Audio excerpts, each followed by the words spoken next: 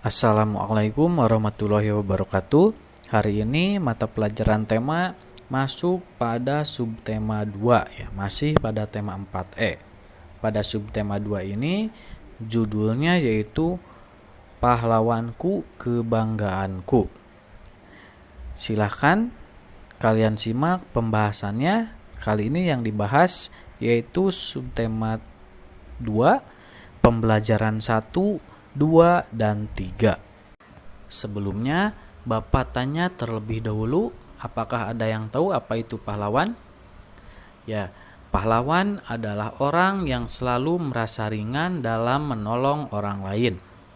Pahlawan juga lebih mementingkan kepentingan orang banyak dibandingkan kepentingan pribadi. Oleh karena itu, setiap orang bisa menjadi seorang pahlawan, termasuk diri kita sendiri. Nah, selanjutnya kita bahas beberapa pahlawan di Indonesia. Yang pertama, pahlawan yang memiliki julukan ayam jantan dari timur. Siapakah pahlawan itu?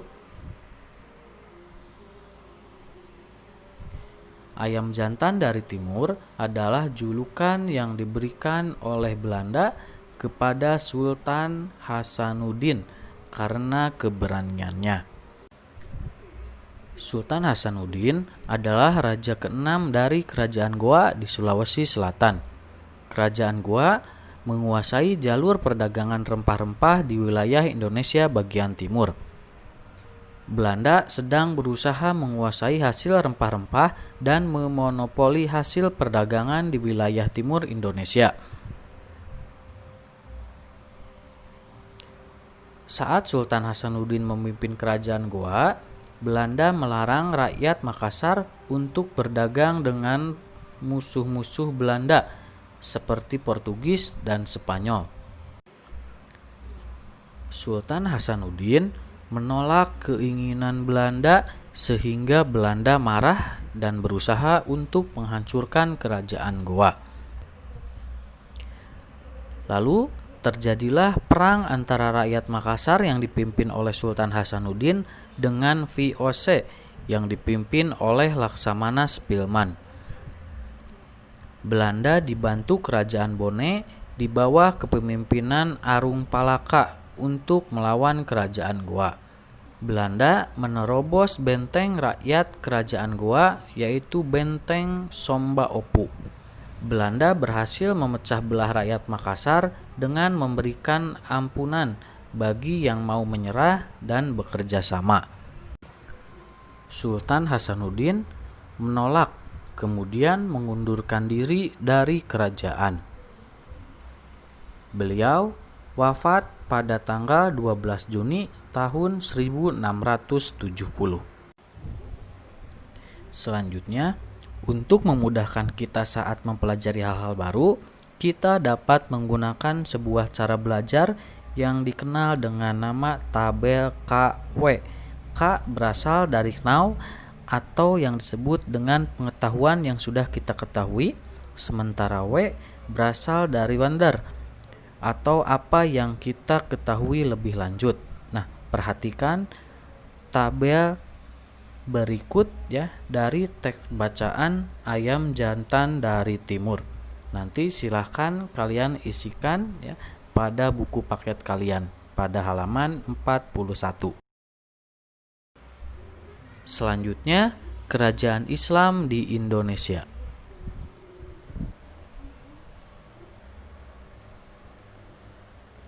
Sejarah bangsa Indonesia tidak dapat dilepaskan dari masuknya pengaruh agama Islam. Islam masuk ke Indonesia melalui perantara para pedagang Arab, Gujarat, dan Persia. Mereka menyebarkan agama Islam dengan cara-cara yang mudah diterima oleh masyarakat Indonesia. Kerajaan Islam pertama di Indonesia adalah Kesultanan Samudra Pasai. Raja pertama kerajaan ini bernama Marah Silu yang bergelar Sultan Malik Al-Saleh. Selain itu, terdapat pula kerajaan Demak yang didirikan oleh Raden Patah. Ia merupakan seorang adipati Majapahit yang masuk Islam. Raden Patah mendirikan kerajaan Demak dibantu oleh para wali Songo. Kerajaan Demak berperan penting dalam penyebaran agama Islam di Pulau Jawa. Bentuk-bentuk peninggalan kerajaan Islam antara lain masjid, keraton, kaligra, serta upacara atau tradisi masyarakat yang merupakan perpaduan budaya Islam dengan budaya masyarakat setempat. Pahlawan selanjutnya yaitu pahlawan wanita yang ikut mengangkat senjata berjuang melawan penjajah. Wanita pemberani Cut Nyadin. Cut Nyadin adalah wanita bangsawan yang lahir di Aceh pada tahun 1848. Cut Nyadin berjanji untuk melanjutkan perjuangan suaminya melawan penjajah Belanda. Namun, setelah suaminya meninggal, pasukan Cut Nyadin semakin lemah. Situasi tersebut dimanfaatkan oleh Belanda untuk terus menyerang, akan tetapi Cut Nyadin tidak menyerah. Akhirnya, Cut Nyadin diasingkan ke Sumedang karena Belanda takut Cut Nyadin dapat memengaruhi rakyat Aceh untuk tetap berjuang. Cut Nyadin wafat pada tanggal 6 November 1908 di Sumedang. Untuk menghargai perjuangannya, tokoh Cut Nyadin diabadikan dalam berbagai benda, seperti pada perangko dan pada uang kertas pecahan 10.000 pada tahun 1998. Pahlawan yang selanjutnya yaitu Kartini, sang pejuang emansipasi wanita. Kartini lahir di Jepara pada tanggal 21 April 1879. Beliau adalah seorang priai atau keluarga bangsawan Jawa dan ayahnya adalah seorang bupati Jepara. Kartini bersekolah di Europe's Lager School hingga usia 12 tahun. Saat sudah tidak bersekolah, Kartini tetap semangat belajar. Kartini rajin bertukar surat dengan temannya di Belanda.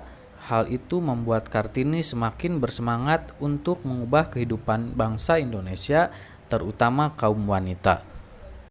Dalam suratnya, Kartini menceritakan penderitaan bangsa Indonesia, kepedulian terhadap pendidikan kaum wanita Indonesia, dan keinginan untuk bersekolah ke Belanda. Surat-surat Kartini tersebut dibukukan dan diberi judul Habis Gelap Terbitlah Terang. Selanjutnya, sila kelima Pancasila. Sila kelima Pancasila berbunyi keadilan sosial bagi seluruh rakyat Indonesia.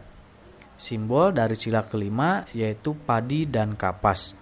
Padi dan kapas merupakan simbol kebutuhan dasar manusia. Padi melambangkan kebutuhan pangan, sedangkan kapas sebagai lambang kebutuhan pakaian.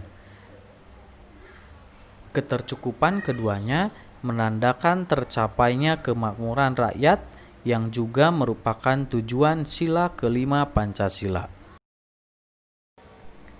Contoh sikap sila kelima Pancasila. Perhatikan percakapan pada gambar berikut ini.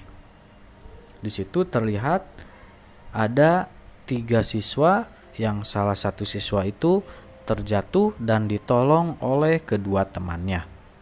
Contoh yang lainnya seperti yang pertama, suka memberi pertolongan kepada orang lain, tidak boros, menghargai hasil karya orang lain, suka bekerja keras, menjunjung tinggi nilai kekeluargaan dan kebersamaan, tidak melakukan hal yang merugikan kepentingan umum, menghormati hak-hak orang lain.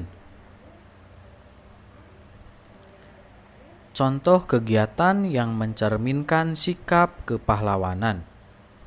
Yang pertama, membantu orang tua.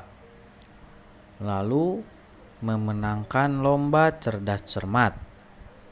Selanjutnya, membantu teman belajar, dan kita juga harus selalu belajar.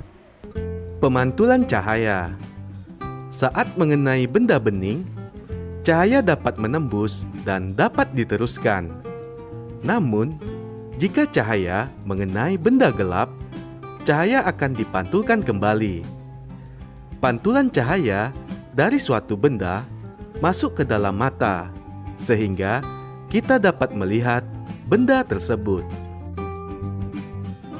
Berikut ini adalah macam-macam pemantulan cahaya. 1. Pemantulan cahaya teratur.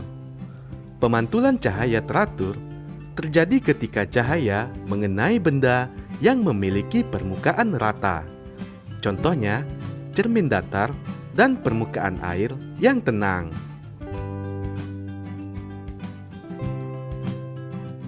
Yang kedua, pemantulan cahaya tidak teratur. Pemantulan cahaya tidak teratur terjadi ketika cahaya mengenai benda yang memiliki permukaan tidak rata. Contohnya, permukaan jalan yang berbatu.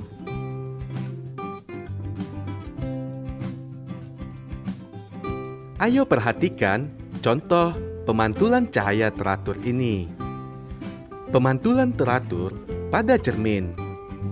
Selanjutnya, pemantulan teratur pada permukaan air danau yang tenang.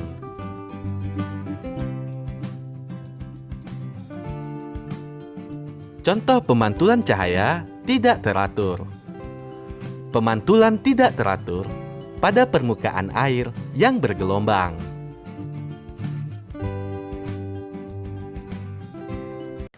Selanjutnya yaitu materi tentang SBDP. Tempo lagu. Tempo adalah cepat lambatnya suatu lagu dinyanyikan. Berikut ini jenis-jenis tempo dalam lagu. Yang pertama ada tempo lambat, lalu ada tempo sedang, dan ada juga tempo cepat. Dari ketiga tempo ini terbagi lagi menjadi beberapa bagian. Sekian untuk materi hari ini. Terima kasih. Wassalamualaikum warahmatullahi wabarakatuh.